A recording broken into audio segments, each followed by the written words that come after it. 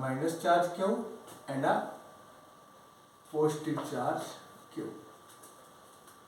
which is separated by a distance 2L, and from the center they are equidistant, say L. This is point O. This is also a distance L from the center. And this point, let us consider this point as A and this point as B. Now we have to find electric field on its axial line. Axial line means axis. Two charges are there, negative charge and positive charge. Line joining these two charges is called axis. Okay, and this is the axis. So we can draw that axis. This is the axis.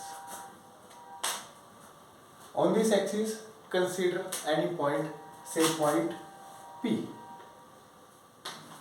on which charge Q naught, that is test charge, is placed, which is at distance x from the center. Okay. Now the formula for the electric field is given by E vector is equal to Q over 4 pi epsilon naught R square into R cap. Here we write the charge in magnitude form. 4 pi epsilon is a constant. R is the distance between the two charges, and R cap is the direction vector. Okay. Now ये distance कौन सा distance होता है? अब suppose करिए हमने इसकी वजह से इसके ऊपर इलेक्ट्रिक फील्ड निकालने हैं, तो इन दोनों का डिस्टेंस दैट इज आर। इसकी वजह से इसके ऊपर इलेक्ट्रिक फील्ड निकालने, इन दोनों के डिस्टेंस जो होगा that is R vector. Sorry, R cap mean R, और डायरेक्शन आर कैप मींस क्या, यूनिट वेक्टर है एक्सिस के।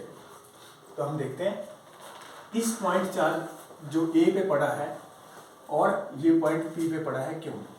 ये नेगेटिव है और ये पॉजिटिव है, तो इलेक्ट्रिक फील्ड कैसे होगी? Towards, so this is the electric field due to charge A, और ये किस डायरेक्शन में है? नेगेटिव एक्स डायरेक्शन में, तो minus X cap, this is the direction unit vector. और इस पॉइंट बी की वजह से ये देखो, ये पॉजिटिव चार्ज है, ये पॉजिटिव चार्ज है, तो क्या करेगा? इसको रिपेल करेगा, तो डायरेक्शन होगी पॉजिटिव एक्स एक्सिस में, electric field due to B. Superposition principle क्या कहता है? नेट इलेक्ट्रिक फील्ड कितनी होगी एक्सियल लाइन के ऊपर? एक्सियल के लिए फाइंड आउट कर रहे हैं, तो एक्सियल लाइन के ऊपर कितनी होगी? Electric field due to A plus electric field due to B. Now electric field due to A कितना आएगा हमारा? ए पे चार्ज कितना है? मैग्नीट्यूड क्यू है over 4 pi epsilon, and r we have to put the distance. This distance is L and this distance is x, so the total distance will be x plus L. We write here x plus L whole square. Direction vector कौन सा है? इस side लग रही है electric field, तो minus X. और B की वजह से कितना? क्यू, चार्ज तो क्यू है, 4 पाई एप्सिलॉन नॉट। डिस्टेंस कितना है? ये डिस्टेंस एल है और यहां से लेके यहां तक एक्स है, तो ये डिस्टेंस कितना आ जाएगा? एक्स माइनस, डिस्टेंस कितना आ जाएगा? X minus L whole square into X cap, this is the direction. ठीक है, फिर उसके बाद हम इसी इक्वेशन में पुट करेंगे इसको, तो ई एक्सियल कितना आ जाएगा आपका? E A plus E B, that is Q over 4 pi epsilon nought X plus L whole square into है minus X cap, plus Q over 4 pi epsilon nought X minus L whole square X cap. Now we take the Q over 4 pi epsilon naught x cap as common. So E axial will comes out to be Q over 4 pi epsilon naught within the bracket क्या रहेगा? ऐसे देखिए negative है और ये positive है, तो पहले पॉजिटिव वाले को लिख लेते हैं 1 over x minus L whole square minus 1 over x plus L whole square with the direction x. ठीक है. Now we will take the LCM. So the E axial will come out to be Q over 4 pi epsilon naught. That is Q over 4 pi epsilon naught as it is आएगा. इसके LCM what is LCM? X minus L whole square over into X plus L whole square और numerator में क्या आएगा?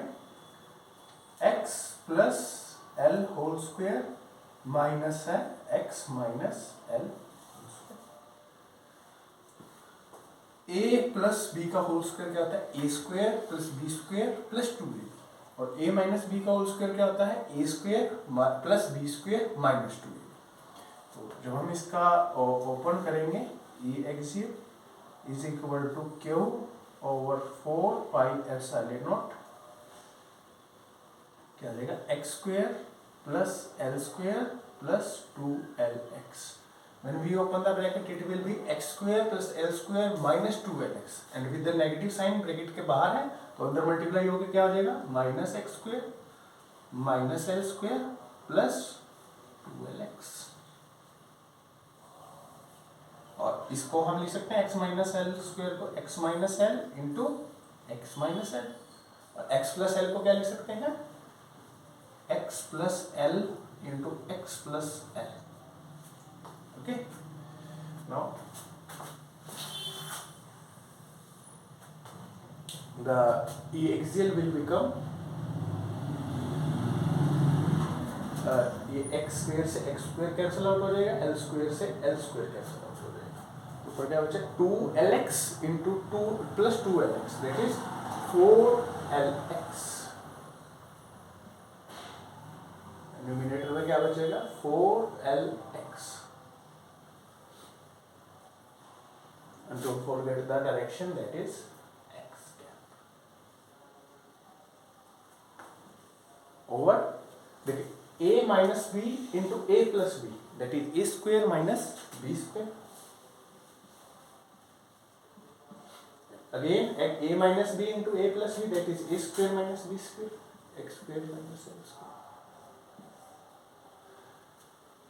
This is 4. Then we can write it as 2 into 2. So Q over 4 pi epsilon naught 2L into 2x over. देखिए दोनों same है तो इसको square की फॉर्म में लिख सकते हैं x square minus L square. Okay. Direction x. जो फाइनल डायरेक्शन है वो क्या है? इधर है. देखिए ये पता भी लग रहा है वैसे यहाँ से कि जो नेगेटिव चार्ज है वो बहुत दूर है तो ये वाली फोर्स क्या होगी? कम होगी. और ये चार्ज है इसके क्या है? पास है तो ये वाली फोर्स क्या होगी? ज़्यादा. तो वेक्टर एडिशन भी यही कहता है कि मतलब जिस साइड ज़्यादा मैग्नीट्यूड होगा रिजल्टेंट डायरेक्शन उसी साइड आएगी. मतलब दो वेक्टर्स में अगर 180 डिग्री है तो जिस साइड मैग्नीट्यूड ज़्यादा होगा उसी साइड क्या आएगी? रिजल्टेंट की डायरेक्शन आएगी. सिर्फ जब एंगल मारा 180 डिग्री. ठीक है.